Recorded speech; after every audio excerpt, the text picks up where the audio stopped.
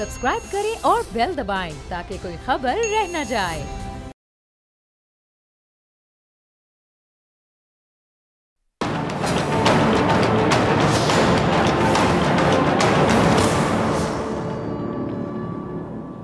अस्सलाम वालेकुम नाज़रीन, प्रोग्राम में खुश आमदीद। मौजूदा हुकूमत ने इंतखाबात से पहले इंतखाबी इस्लाहात का उसूली फैसला कर लिया और इस हवाले से तेज़ी से जो पेशरफ्त है वो भी की जाएगी। उधर इंतखाबी इस्लाहात की पार्लिमानी कमेटी में ताख़ीर से आने वाले नताइज को तस्लीम ना करने पर भी इत्तफाक कर लिया गया है। पार्लियामेंट में होने वाले इजलास में तजवीज़ ये दी गई है कि प्रिजाइडिंग ऑफिसर को नताइज मुकम्मल करने के लिए मखसूस वक्त दिया जाएगा और ताख़ीर पर जवाब तलबी भी होगी। इसके साथ साथ हुकूमत कबल वक्त असम्बलियों की तहलील पर भी साबिक सदर आसिफ अली ज़रदारी हुकूमती के दीगर फरीकों को राजी करने में कामयाब हो गई है और हुकूमत में शामिल दो बड़ी जमातों में निगरां सेटअप के हवाले से जो मामलात हैं वो भी जल्द तय पाने की उम्मीद है। जबकि असम्बलियों की कबल वक्त तहलील के बाद 90 रोज़ में इलेक्शन का इनेकाद का जो अमल है वो भी मुकम्मल कर लिया जाएगा।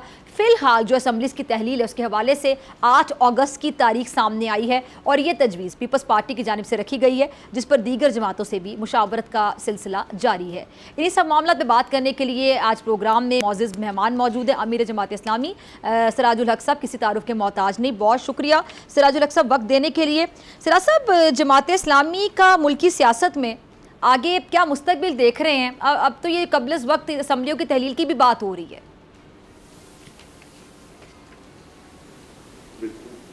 बिस्मिल्लाहिर्रहमानिर्रहीम। हम तो मुल्क के लिए, कौम के लिए सोच रहे हैं और हमारी सियासत का महवर पाकिस्तान है, पाकिस्तान की अवाम है और इस मुल्क में एक फलाही रियासत का, फलाही हुकूमत का, वेलफेयर स्टेट का क़याम है। लेकिन हम देखते हैं कि इस मुल्क पर तवील अरसे से एक ख़ास क्लब ने कब्ज़ा किया है। एक नाम, कभी दूसरे नाम, कभी एक झंडे के साथ, कभी दूसरे झंडे के साथ, और ये 2-3 ख़ानदानें हैं, इन्होंने पाकिस्तान की सियासत पर, पाकिस्तान के इदारों पर अपनी दौलत के ज़रिए कब्ज़ा किया है और आज भी यही उनकी कोशिश है कि इनको एक और टेनेवर मिले तो माजी में जो कुछ उन्होंने किया है, ताकि मुस्तक़बिल में यही कुछ वो करता रहे। मैं इसलिए समझता हूँ कि इलेक्शन के अलावा तो कोई रास्ता नहीं है। बाज़ लोगों की ख्वाहिश है कि निगरान सेटअप आ जाए, वो भी उनकी मर्ज़ी के साथ हो, ताकि उसके ज़रिए वो दानली कर सके, उसके ज़रिए वो वोटर पर असरअंदाज हो सके, उसके ज़रिए वो पोलिंग स्टेशन पर असरअंदाज हो सके। लेकिन हम चाहते हैं कि ये इलेक्शन कमीशन का फ़र्ज़ है, आईनी फ़र्ज़ है, अखलाक़ी फ़र्ज़ है, इसी पर वो तनख्वाह लेता है कि वो एक शफाफ इलेक्शन का इनेकाद यकीनी बना ले और इलेक्शन से पहले तमाम सियासी जमातों जो इलेक्शन में हिस्सा ले रहे हैं उनको बुला ले, उनके साथ मुशावरत कर ले और एक शफाफ निज़ाम पर इत्तेफाक कर ले। बाकी मेरा यकीन यही है कि 2023 पाकिस्तान में इलेक्शन का साल होगा, इलेक्शन होना चाहिए, लेकिन ऐसा इलेक्शन ना हो कि इलेक्शन के दिन से लेकर आने वाली हुकूमत के टेन्योर के अख्ताम तक उस पर दानली का, करप्शन का इल्ज़ाम हो और लोग उसके नताइज को तस्लीम ना करें। इसलिए हमारी ख्वाहिश है कि एक साफ़ और शफाफ इलेक्शन हो ताकि मुल्क, पाकिस्तान के अवाम और जमहूरियत तरक्की करे। ठीक है, अच्छा आपने अभी ये बात की कि शफाफियत पे तो खैर सवालात हमारे यहाँ उठते रहते हैं। आप सीनियर सियासतदान हैं, आपसे बेहतर कौन समझता होगा कि हारने वाला अक्सर ये कहता है कि मेरे साथ धांधली हुई, ना सिर्फ धांधली बल्कि धांधली के साथ तारीखी धांधली भी लगाया जाता है, तारीखी धांधली हुई है। अच्छा सिराज साहब, ये जो इलेक्शन कमीशन की फहरिस्त में पहले PTI का नाम नहीं था, फिर बताया कि गलती हो गई थी, डाल दिया गया नाम, तो ये इस तरह की गलतियाँ आगे तो नहीं होंगी? क्योंकि इलेक्शन कमीशन के हवाले से भी सबको तहफ़्फ़ुज़ात अक्सर रहते हैं जमातों को। और इसके साथ साथ ये ज़रा बताइएगा कि आगे क्या, मतलब एक अंदाजे के मुताबिक ये कहा जा रहा है कि जी शायद कोई भी जमात वाज़े अक्सरियत हासिल ना कर सके तो मिला जुला की हुकूमत बनेगी, मखलूत हुकूमत। तो जो मखलूत हुकूमत होती है वो तो फिर मसलहतों के तहत बहुत से फैसले करती है, तो फिर फैसले तो फिर इसी तरह होते रहेंगे मसलहतों के तहत। देखिए, ये तो इलेक्शन कमीशन का काम है कि कोई ऐसा काम ना करे जिसके नतीजे में उस पर दब्बा लगे, लोग उस पर इल्ज़ाम लगा ले, और यही तो इलेक्शन कमीशन का इम्तिहान है। हम पहले से कहते चले आ रहे हैं कि इलेक्शन कमीशन को गैर जानिबदार होना चाहिए, इसलिए कि उनको तनख्वाह कोई एक पार्टी या एक हुकूमत तो न देता है, न देती है, न कोई हुकूमत उसको तनख्वाह देती है। इस तरह अदलिया के हवाले से भी हमारा मौक़िफ़ है, इस्टेब्लिशमेंट के हवाले से भी हमारा मौक़िफ़ है कि 3 इदारे हर लिहाज से गैर जानिबदार होना चाहिए और गैर जानिबदार नज़र आना चाहिए। बाकी आईन है, उसमें इलेक्शन के रूल्स सब कुछ मौजूद है। इलेक्शन कमीशन बाइख्तियार हो, फाइनेंशियल लिहाज से भी, इंतज़ामी लिहाज से भी, ताकि वो कमज़ोर ना हो और किसी के आगे न झुके, न कोई उसको दबाए, न उसको कोई डराए। बाकी किसी पार्टी का होना या ना होना ये बज़ात ख़ुद बहुत बड़ा क्वेश्चन है, लेकिन हम चाहते हैं कि तमाम सियासी जमातों को आज़ादाना माहौल में इलेक्शन में हिस्सा लेने का मौका दिया जाए। ठीक है। अच्छा, आपकी जहांगीर तरीन साहब से भी मुलाकात हुई थी सिराज साहब, इस मुलाकात में कोई सियासी गुफ्तगू हुई?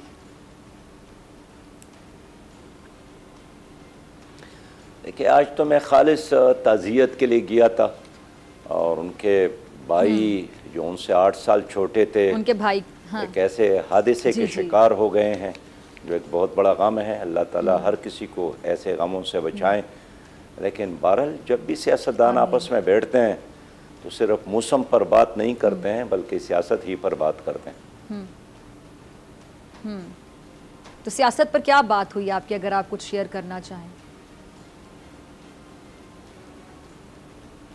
बास चीज़ों पर सबका इत्तेफाक है कि इलेक्शन हो और शफाफ इलेक्शन होना चाहिए, और पाकिस्तान के मसाइल का हल सिर्फ पाकिस्तान के अवाम के साथ है, और अवाम के वोट के ज़रिए जो हुकूमत बन जाए वो मुस्तहकम हुकूमत होगी। वो फाइनेंशियल क्राइसिस से कौम को निकाल सकती है। इस वक्त मुल्क जिस दलदल से दो चार है, दलदल में पंसा है, इससे एक ऐसी हुकूमत कौम को निकाल सकती है जिस पर कौम का एतमाद हो। कौम का एतमाद इलेक्शन ही की सूरत में मुमकिन है। तो हमने इसी चीज़ पर जोर भी दिया कि आओ हम सब मिलकर एक शफाफ इलेक्शन का इनेकाद यकीनी बनाते हैं, ताकि उस पर धांधली का इल्ज़ाम न लगे और यकसुई के साथ कौम के लिए काम करें, मुल्क के लिए काम करें। ठीक, आपने एतमाद की बात की तो एतमाद से याद आए सिराजुल हक साहब, मौलाना फजलुर रहमान साहब के एतमाद को ठेस पहुंची है। वो बड़े नाराज़ हैं, बड़े नाला हैं, खुलकर गिले शिकवे भी कर रहे हैं कि दुबई में जो मुलाकातें हुई उनको एतमाद में नहीं लिया गया। मैंने कल भी प्रोग्राम में ये बात की कि मौलाना साहब ने ही इस इत्तेहाद को बनाया, लीड किया, तो उनको कॉन्फिडेंस में ना रखने की वजह क्या है? हमारी साहब पे भी तनकीद कर रहे हैं, ये हुकूमत लेना उनको गलत फ़ैसला लग रहा है, और वो कह रहे हैं जी ये उसका सीधा सीधा वो इल्ज़ाम लगा रहे हैं जरदारी साहब पर कि उनकी वजह से ही हुआ, ये गलती उनकी वजह से हुई। तो क्या समझ आती है आपको, मौलाना साहब को एकदम से जरदारी साहब से इतने गिले शिकवे क्यों शुरू हो गए, क्या वजह? देखिए बहन, पीडीएम का जो वजूद है वो किसी नज़रे की बुनियाद पर नहीं है, न कश्मीर के आज़ादी के लिए है, न रिफॉर्म्स के लिए है, न मुल्क में इस्लामी निज़ाम के लिए है, न IMF और वर्ल्ड बैंक के कर्ज़ों से निजात के लिए है। मफादात के लिए एक इत्तेहाद बना है और मफादात की बुनियाद पर साथ चल रहा है, और आप देखेंगे कि मफादात ही की बुनियाद पर इनका शिराज़ा बिखर जाएगा। ये एक आपस में लड़ेंगे, दस्पत गिरबान होंगे। जो जो इलेक्शन करीब आएगा अब देखेंगे कि आपस में लड़ेंगे, मुंतशर हो जाएंगे, और इनको इन 15 महीनों का हिसाब किताब तो देना होगा कि 15 महीनों में उन्होंने क्या किया। यानी आज ये आपस में लड़ते हैं और एक दूसरे को राज़ी करने की कोशिश करते हैं। आवाम को क्यों राज़ी नहीं करते? ये हुकूमत में नहीं थे तो महंगाई के ख़िलाफ़ जुलूस निकालते थे, धरने देते थे, बेरोज़गारी पे बात करते थे, बदअमनी पे बात करते थे, कश्मीर की बात करते थे। लेकिन जैसे ही हुकूमत में आ गए तो यूँ लगता है कि सब के सब बस जन्नत में गए हैं और बिल्कुल खुश व खुर्रम है, और चारों तरफ उनको अब खुशी और खुशहाली नज़र आती है। लेकिन आवाम तो उसी तरह तकलीफ़ में है जिस तरह मादी की हुकूमत में। इसलिए मैं समझता हूँ कि पीडीएम का कोई मुस्तकबिल नहीं है। ये आपस में लड़ेंगे और मफादात की बुनियाद पर ये एक इत्तेहाद मौजूद है, और ये आपस में दस्तगिरबान हो जाएंगे। आज मौलाना फजलुर रहमान साहब परेशान है, कल कोई और परेशान होगा, परसों कोई और परेशान होगा। लेकिन मैं समझता हूँ कि ये जो तमाम पार्टियों के लिस्ट और इनका नाम लेना है तो वक़्त हम क्यों ज़ाय करते हैं। लेकिन मादी में जितने लोगों ने हुकूमत की है उन्होंने अवाम को मायूस किया है, सब के सब IMF के ग़ुलाम, वर्ल्ड बैंक के डिक्टेशन पर चलने वाले। आप यह को लाने के लिए इन्होंने कुछ नहीं किया। कश्मीर के जुल्म और जबर पर आंखें बंद किए हैं। मुल्क में महंगाई और बेरोज़गारी अब इनका मसला नहीं है, इनका मसला सिर्फ अपना हल्का या ज़ाती और ख़ानदानी मुफादात है। मैं इसलिए अवाम से अपील करता हूँ कि न नेब इनका कुछ बिगाड़ सकते हैं, न अदालत इनको कुछ कह सकती है। इनका एहतसाब सिर्फ़ और सिर्फ अवाम ही कर सकते हैं कि उन्होंने क्यों इनका वक़्त ज़ाया किया। नारे लगाते हैं, ऐलानात करते हैं, वादे करते हैं और उस पर फिर अमल नहीं करते हैं। इनके अपने मुफादात पूरे हो जाते हैं और अवाम उसी जगह पर अब भी मौजूद है। ठीक है। अच्छा, ये आइंदा आने वाले इंतखाबात में सिराजुल हक साहब, जमात इस्लामी किसी जमात के साथ इंतखाबी इत्तेहाद या फिर सीट एडजस्टमेंट करेगी? बहन, इस वक्त तो सारी हुकूमत में है, सदर एक जमात का है, बाकी 13 जमातों का एक इत्तेहाद PDM की सूरत में है। पीपल्स पार्टी कौन सी ऐसी पार्टी है जो इस वक्त इक़्तिदार से बाहर है सिवाय जमात इस्लामी का। लिहाजा हम आवाम से इत्तेहाद करेंगे, आवाम से सपोर्ट भी मांगते हैं, आवाम से वोट भी मांगते हैं। एक क्लीन और ग्रीन पाकिस्तान के लिए, एक करप्शन फ्री पाकिस्तान के लिए हम आवाम ही से ताउन के तलबगार हैं और शऊर बेदार करना अच्छा, अभी चाहते आपने हैं, कहा वोटर को बेदार करना चाहते हैं। ठीक है, आप आवाम के साथ ही, ठीक है, आवाम से आप इत्तेहाद बड़ी खूबसूरती से आपने बयान किया। जी जी, यानी आप सीट एडजस्टमेंट नहीं करेंगे जमाती इस्लामी वाले, आप कह रहे हैं हमारा जो इत्तेहाद है अवाम के साथ है। बड़ा आपने खूबसूरती से बयान किया। सिराज साहब, आपने कहा कि सदर एक जमात से, बाकी 13 जमातें हुकूमत में हैं, लेकिन 13 जमातें हुकूमत में कोई जिम्मेदारी लेने के लिए तैयार नहीं होता। मतलब नून लीग पे सबसे ज़्यादा जिम्मेदारी आती है जो फ्रंट पर है, लेकिन नून लीग, अब आप देखें नवाज शरीफ साहब ने भी पिछले दिनों में कहा कि जब हमें हुकूमत मिलेगी, इक़्तिदार में हम आएंगे तो हम ये करेंगे। यानी उनको भी लगता है कि उनकी भी हुकूमत नहीं है, ये नून लीग की भी हुकूमत नहीं है। पीपल्स पार्टी वाले साफ कह देते हैं हम तो इत्तेहादी हैं, जिम्मेदारी तो नून लीग पर आती है, नून लीग से पूछा जाए। देखिए बहन, सही बात यह है कि इंजॉय तो कर रहे हैं, मराद तो ले रहे हैं, फैसिलिटीज तो ले रहे हैं और ख़ुद मुस्लिम लीग के सीनियर जिम्मेदारी नहीं ले रहे। ने अपने जलसे में ये कहा था कि ये तो गोबर की टोकरी है जो हमारे सर पर रखी गई, लेकिन 15 दिनों से बखुशी उससे इस्तेफादा तो कर रहे हैं ये लोग। तो जो मीठा मीठा है वो तो हप हप और कड़वा है तो तू जिम्मेदारी लेने के लिए तैयार नहीं है। कोई वाली वारिस नहीं है इस वक्त, हकीकत में मुल्क का कोई वाली वारिस नहीं है। इसलिए हम समझते हैं कि एक बोझ है, एक तरफ महंगाई और बेरोजगारी अपनी जगह पर और दूसरी तरफ 85 अफराद पर मुश्तमिल एक अज़ीम-ए-शान काबीना वो उनके कंधों पर एक अलावा बोझ है। तो ये हुकूमत भी उसी तरह नाकाम हुई है जिस तरह गुज़श्ता PTI की हुकूमत नाकाम हुई थी। अब आगे क्या करना है? आगे यही करना है। हम आवाम से चाहते हैं कि इन लोगों को दोबारा सपोर्ट करने का मतलब यह है कि आप अंधेर नगरी और चौपट राज और करप्शन के निज़ाम और उस दौरानिए को दोबारा लाना चाहते हैं। आपके हाथों में वोट की ताकत है, वोट की ताकत से इनकलाब बर्पा करो और एक ऐसा पाकिस्तान के लिए काम करो जिसमें अवाम खुशहाल हो, जिसमें दौलत की मुनसिफाना तकसीम हो, जिसमें मेरिट की बुनियाद पर फैसले हो, जिसमें अदल और इंसाफ की हुक्मरानी हो, जिसमें तालीम गरीब को भी मिले, जिसमें रोज़गार नौजवान को भी मिले, जिसमें इज्जत हर बुजुर्ग पाकिस्तानी को और हर नौजवान को मिले। तो मैं समझता हूँ कि इन लोगों के होते हुए अगर 50-60 साल भी इनके और हुकूमत हो जाए तब भी पाकिस्तान ऐसा चलेगा जिस तरह 50-60 सालों से। लेकिन सिराज साहब, एक सवाल, ये तो बड़ा सादा सा सवाल है, लेकिन एक बड़ा सवाल है नहीं है, ये इनकलाब सिर्फ और सिर्फ जमात इस्लामी ला सकती है। एक सवाल आप बार बार कह रहे हैं कि अवाम को चाहिए कि इन पे ट्रस्ट ना करें। अवाम ने बड़ी दफ़ा इनको मौका दे दिया, अवाम ने बड़ी दफ़ा इनको आजमा लिया, इलेक्शन की शफाफियत के हवाले से भी बात हो रही है। लेकिन एक सीधा सा सवाल, सादा सा सवाल, लेकिन जवाब जाहिर बात है आप सियासतदान ही दे सकते हैं। अवाम बेचारी क्या करे? अवाम को तो कन्फ्यूज़ कर दिया जाता है सियासतदानों की जानिब से। इंतखाबात होते हैं, अभी नताइज आ रहे होते हैं, कहीं से अगर ताख़ीर से नताइज आना शुरू हो जाते हैं तो नताइज का भी ऐलान ही नहीं होता, तो सियासी जमातें प्रेस कॉन्फ्रेंस करती हुई नजर आ रही होती हैं, सियासतदान TV पर आकर बताते हुए नजर आ रहे होते हैं कि देख लें ये धांधली हो रही है, हम पहले से बता रहे हैं। तो फिर अवाम को तो पहले कंफ्यूज कर दिया ना शफाफियत के बारे में। ये मुल्क तो अवाम ही ने बनाया है, कायद आज़म मोहम्मद अली जिन्ना का साथ अवाम ने दिया तो पाकिस्तान बन गया। अब देखिए, ईरान में शहनशाहियत थी, अवाम उठे और उन्होंने शहनशाहियत का खात्मा किया। लेकिन अफसोस के साथ बाख्तियार लोगों ने अवाम को बहुत ही बेख्तियार बना दिया। अफवाज आ गए, वहाँ के बहन वहाँ के लोग उठे और उन्होंने रूस को भी शिकस्त दी और नेटो अफवाज को भी शिकस्त दी। पाकिस्तान के अवाम उससे 100 गुना ज़्यादा बासलाहियत है, पुरजोश है, मुल्क से मोहब्बत करने वाले हैं। लेकिन दौलत की बुनियाद पर कुछ लोगों आप अभी मेरा सवाल नहीं समझ रहे सिराज साहब, अवाम सिर्फ वोट दे सकती है ना, लेकिन शफाफियत पर भी सियासतदान तो यही तो सवाल उठाना शुरू कर देते हैं कि धांधली हो गई है, अब उस पर अवाम क्या करेगी, बता दें। अवाम एक काम करे कि जिन लोगों ने गुज़श्ता 75 सालों में हुकूमत की है और बार बार हुकूमत की है और हर बार उनको धोखा दिया है, धोखाबाजों को वोट न दे, झूठ बोलने वालों को वोट न दे, करप्ट लोगों को वोट न दे, जिनके नाम पनामा लीक्स में है उनको वोट न दे, जिनके नाम पंडोरा बॉक्स में उनका वोट न दे, जिन्होंने तोशाखाना को लूटा है और एक नहीं है सब ने लूटा है, उनको वोट न दे।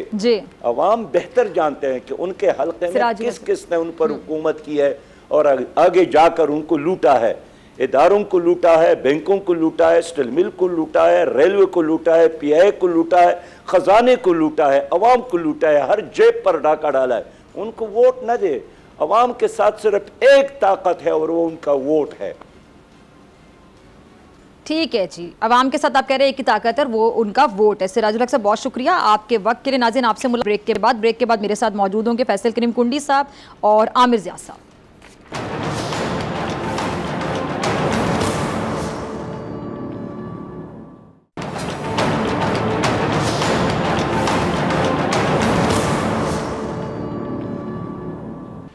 वेलकम बैक नाजरीन। IMF मुआहदे में अहम किरदार अदा करने के बाद वज़ीर आज़म शहबाज शरीफ ने आज दूसरा अहम काम ये किया है कि 14 अगस्त को हुकूमत ख़त्म करने का वाज़े तौर पर ऐलान कर दिया है। ये पहली बार है कि किसी वज़ीर आज़म ने खुद अपनी हुकूमत के खात्मे की तारीख का यूँ ऐलान किया हो। अच्छा, वैसे तो ये कुदरती बात है कि जिसमें कोई हैरानी नहीं होनी चाहिए, लेकिन क्या कहिए कि इलेक्शन को लेकर जो क्या सराइयाँ हो रही हैं वो भी आपको पता है। और सबसे आम सवाल ये किया जा रहा है कि इलेक्शन इस साल होंगे भी या फिर नहीं होंगे। अच्छा, वज़ीर आज़म के इस बयान से हम अब खासी हद तक दूर तो हो चुका है और मौलाना फजलुर रहमान साहब ने एक रोज़ पहले वज़ीर आज़म से मुलाकात में वक्त पर इलेक्शन कराने पर ज़ोर दिया है।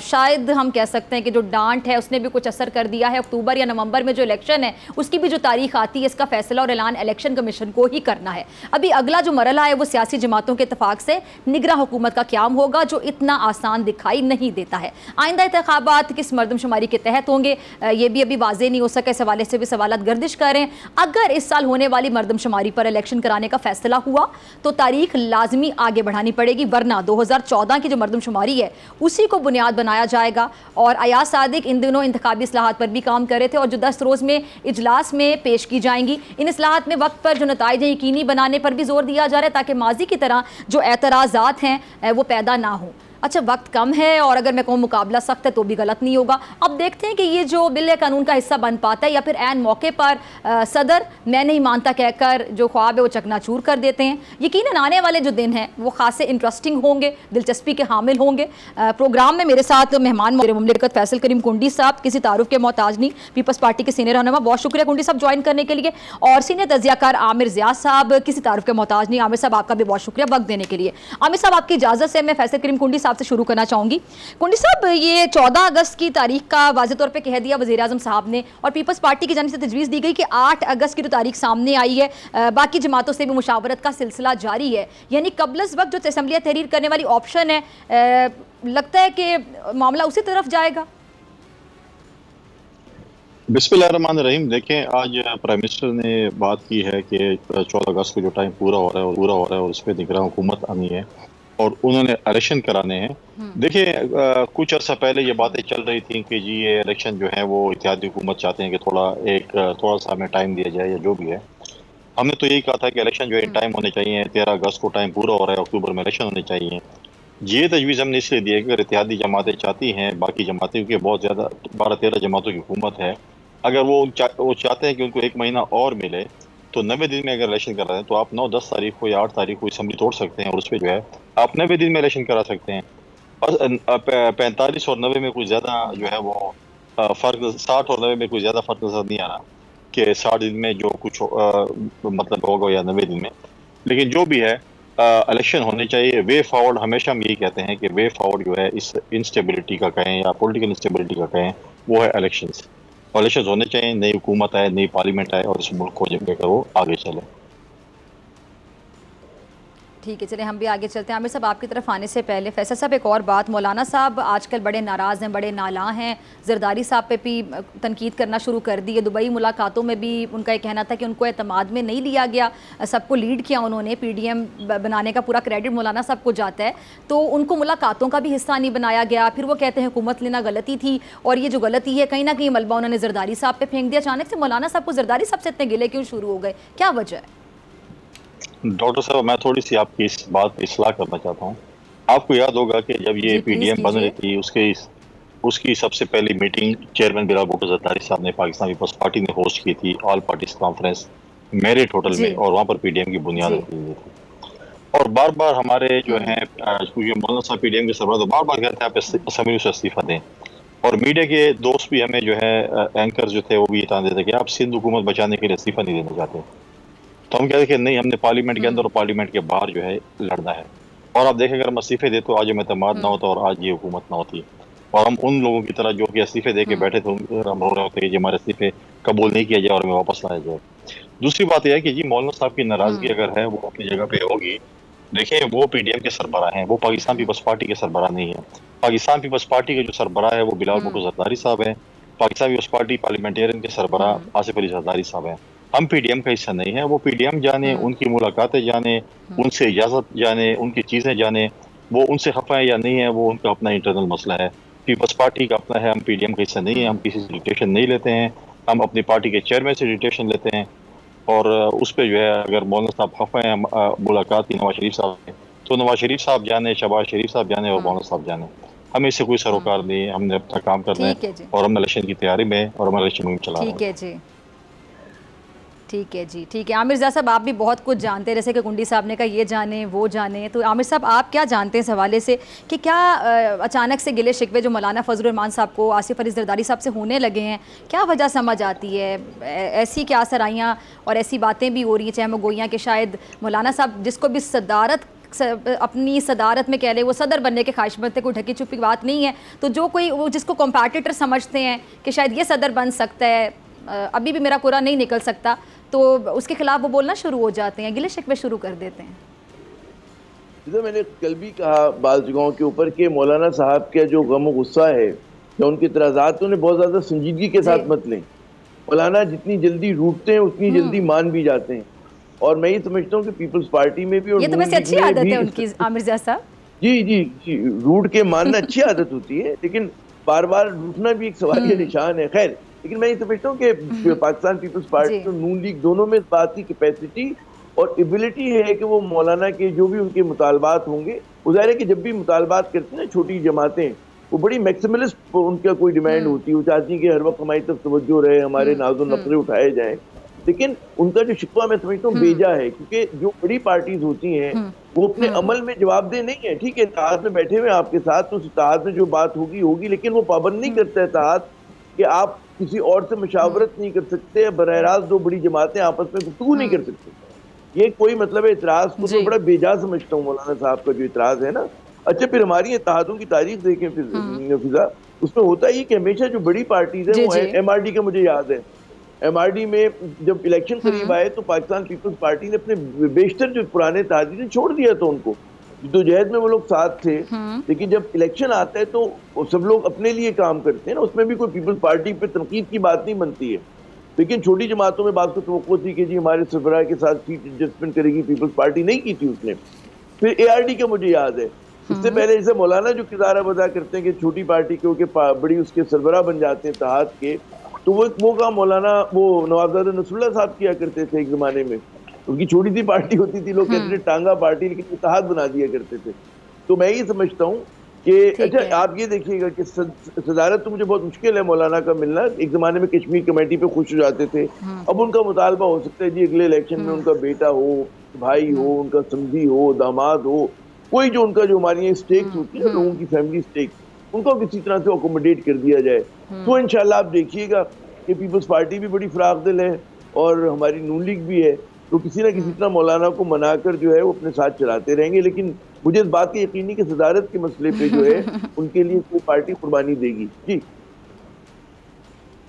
जी कुंडी साहब, आप अग्री करते हैं आमिर ज़िया साहब की बातों से? उन्होंने कहा फराख दिल है पीपल्स पार्टी भी, नून लीग भी, लेकिन सदारत के मामले पर उनकी ख्वाहिश नहीं कबूल की जाएगी। मौलाना साहब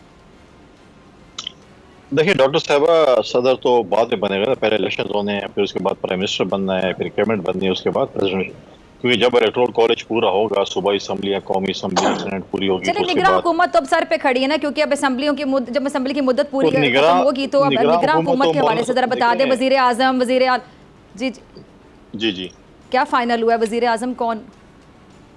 जी देखिए अभी तक तो फाइनल नहीं हुआ, लेकिन गालिबन मैं देख रहा हूँ इस्लामाबाद में कोई 6-7 वजीर आजम घूम फिर रहे हैं। तो अब जो है वो अभी तक कोई फाइनल नहीं हुआ, अभी तक कोई ऐसी मशावरत फाइनल नहीं हुई कि क्योंकि लीडर ऑफ द हाउस और लीडर ऑफ द अपोजिशन ने करना है। शहबाज शरीफ साहब ने अपनी इत्तेहादी जमात के साथ मशावरत करके नाम भेजने, और इसी तरह से राजा रियाज साहब ने भी अपने जो है वो देखने, उसके बाद फिर ये फाइनल हो जाए। अभी तो कोई नाम फाइनल नहीं हुआ, लेकिन जैसे मैंने कहा कि 6-7 वज़ीर आज़म घूम फिर रहे हैं।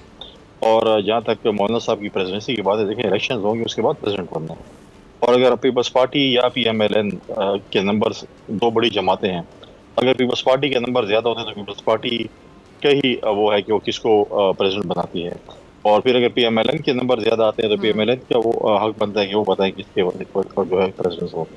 लेकिन मैं नहीं समझता कि पीपल्स पार्टी की ये ख्वाहिश होगी कि मौलाना साहब प्रेसिडेंट बने, पीपल्स पार्टी की ये ख्वाहिश होगी कि आसिफ अली जरदारी साहब प्रेसिडेंट ऑफ पाकिस्तान बने, क्योंकि पहले भी 5 साल रहे हैं और जिस तरीके से अपनी इत्तेहादी जमातों को चलाया।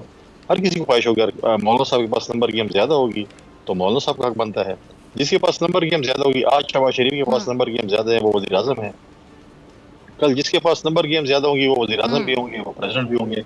तो ये इलेक्शन के बाद की बात है, पहले हम इलेक्शन लड़ लें, नंबर गेम आ जाए, उसके बाद फिर बात करेंगे कौन प्रेसिडेंट बनेगा, कौन प्राइम मिनिस्टर बनेगा। ठीक है आमिर ज़िया साहब, बड़ी अच्छी बात की फैसल करीम गुंडी साहब ने कि कबल वक्त है, लेकिन कबल वक्त ही बातें शुरू हो जाती हैं यहाँ पे, और जारी बात है सबके तज्जिए तबसरे भी चलते रहते हैं कि अब आगे जाके क्या होगा।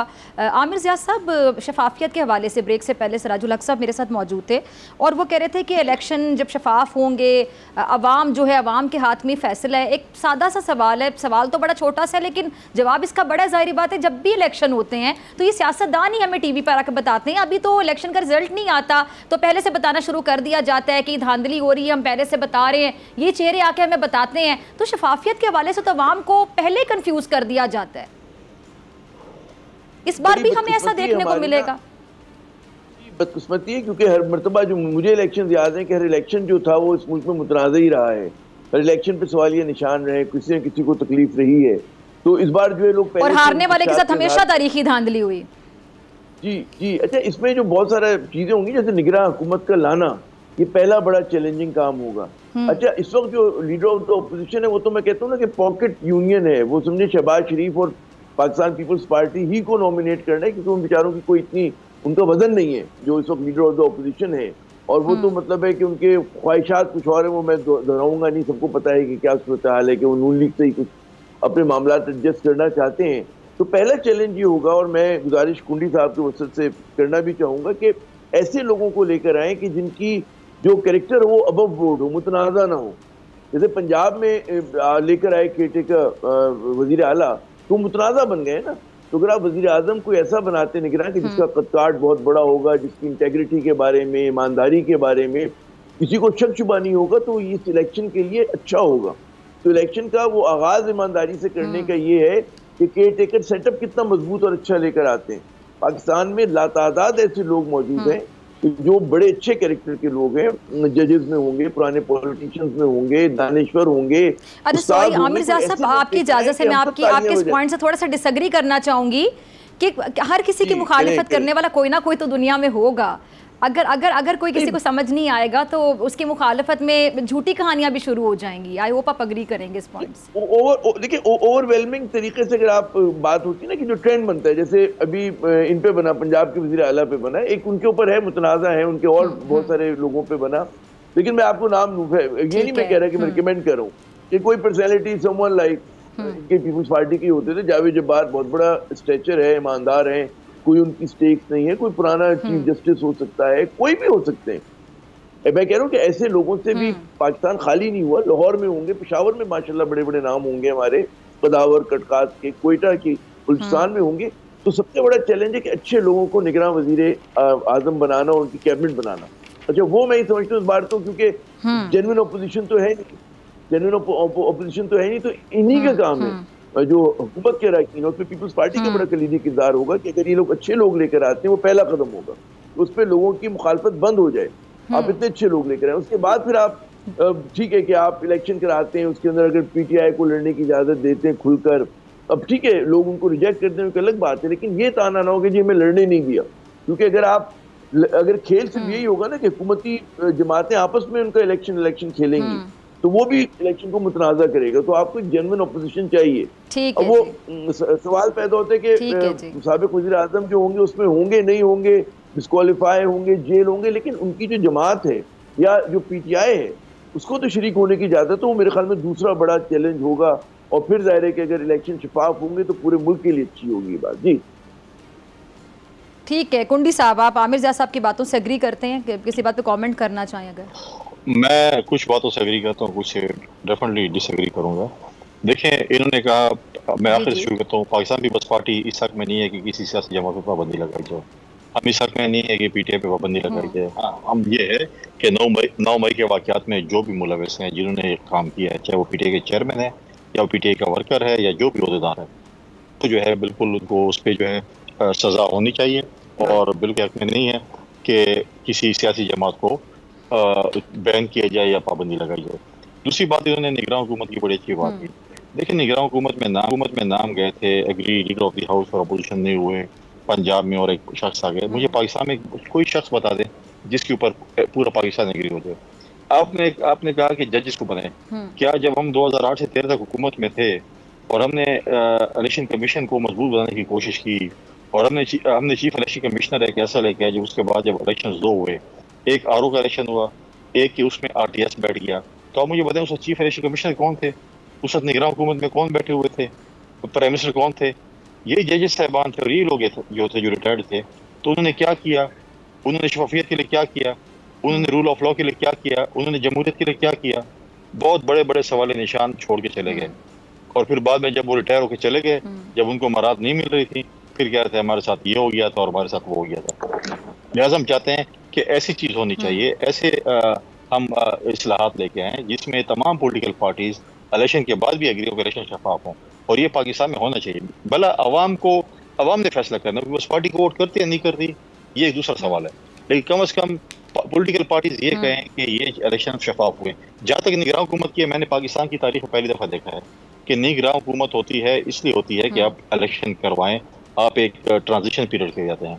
अब केपी और पंजाब में जो निगरान हुकूमत है वो तो एक इलेक्टेड हुकूमत की तरह काम कर रही है। वो ट्रांसफर पोस्टिंग भी कर रहे हैं, वो डेवलपमेंट वर्क भी कर रहे हैं, और ट्रांसफर हो रही है नहीं कि आप सेक्रेटरीज चेंज कर रहे हैं, आप पटवारी, टीचर, डॉक्टर, नर्स तक के जो है ट्रांसफर पोस्टिंग कर रहे हैं। क्या ये प्री पोल रेगिंग में नहीं आता? प्री पोल रेगिंग में आता है, बिल्कुल आता है। अगर आप किसी मखसूस पार्टी के लिए, मखसूस लोगों के लिए ट्रांसफर पोस्टिंग्स करेंगे, उनके कहने पे डीसी बिठाएंगे, उनके कहने पे एसपी बिठाएंगे, उनके कहने पे डीआईजी बिठाएंगे, डीएचओ बिठाएंगे, एजुकेशन के डिपार्टमेंट को बिठाएंगे, ये लोग कल पोलिंग। अगर आप मुझे एजुकेशन डिपार्टमेंट आप किसी को बिठाएंगे तो कल आपके जो एजेंट्स हैं या रिटर्निंग अफसर कौन होंगे? हेल्थ के होंगे, एजुकेशन के होंगे। तो ये प्री पोल रेगिंग में डेफिनेटली आता है कि पिछले कई महीनों से जिस तरह से उखाड़ बुखाड़ शुरू है, लोग उधर फेंक रहे हैं, तो ये भी प्री पोल रेगिंग में निगरान हुकूमत के जो दोस्त हैं। गुंडी साहब, मेरे पास लास्ट 10 सेकंड्स है। आमिर ज़िया साहब, लास्ट 10 सेकंड्स है, आपका लास्ट कमेंट। गुंडी साहब की किसी बात पे कमेंट करना चाहें? मेरे ख्याल में एक बड़ा कंसेंसस है, उनका भी यही बयान है कि निगरान हुकूमत को शफाफ होना चाहिए, साफ होना चाहिए। जो कंसर्न रहे हैं माजी में वो तो हर बार हो, लेकिन कोशिश ये होती है कि किसी तरह से पहली के बिनिस्बत जो है वो बेहतर होना चाहिए। तो मेरे ख्याल में पीपल्स पार्टी का बड़ा कलीदी किरदार है इसमें, और वो ये किरदार अदा कर सकती है। और ठीक है, बड़ा कलीदी किरदार देखते हैं पीपल्स पार्टी का। ठीक है जी। आमिर ज़िया साहब, फैसल करीम कुंडी साहब, आप दोनों के वक्त का बहुत के साथ मुझे दीजिए इजाज़त। आपसे मुलाकात होगी इंशाल्लाह कल सेम टाइम सेम चैनल। अगर ज़िंदगी ने वफा की दुआओं में याद रखिएगा, अपने प्यारों का बहुत ख्याल रखिएगा। अल्लाह ने के बाद।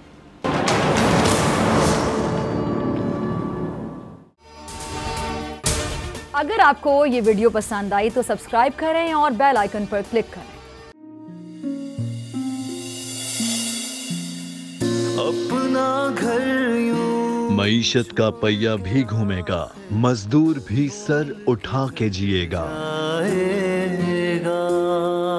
खेतों में हरियाली लहराएगी, किसान भी खुशियां समेटेगा।